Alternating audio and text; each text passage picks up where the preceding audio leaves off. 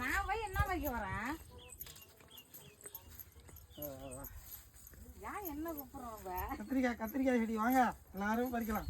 எல்லாரும் பறிக்கலாம், நம்ம அதை மட்டும் தான் பறிக்க முடியும். செல்லுல பாக்குறவங்கள பாருங்க. வாங்க மக்களே, கத்திரிக்காய் எங்க வீட்டுக்காரங்க கத்திரிக்காய் பறிக்க போறாங்க, பாப்போம். ஒரு செடிதான் இருக்கு, குழம்புக்கு தேவையான கத்திரிக்காய் பறிச்சுட்டோம். அதுல நாங்க 100 கத்திரிக்காய்ங்க ஒரு சிங்கிளுக்கு.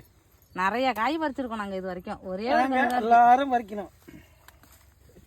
போயிட்டுறா. ஐயோ செடியை பிடிக்கிட்டங்க. ஏங்க புட்டிங்க? அடுத்தது காய்க்க வேணாங்க, பொறுமையா பாருங்க. காய்கில இருக்கும்லக்க. 1 கிலோ கத்திரிக்காய் பறிச்சாச்சு. இது வரைக்குமே நாங்கள் நிறையா அப்பப்போ குழம்புக்கு எப்போல்லாம் தேவையோ அப்போல்லாம் வந்து நாங்கள் காய் பறிச்சுப்போம். நாங்கள் கத்திரிக்காய், பிஞ்சு கத்திரிக்காய், நாட்டு கத்திரிக்காய். அதை பாருங்க மக்களே, ஒரே ஒரு கன்று தான் இருக்குது. 1/4 கிலோ அளவுக்கு பறிச்சிருக்கோம் பாருங்க. 2 நாளைக்கு முன்னாடி 1/4 கிலோ அளவுக்கு பறித்தேன். அப்பப்போ எப்போ குழம்புக்கு தேவையோ அப்போல்லாம் வந்து பறிச்சுப்போம்.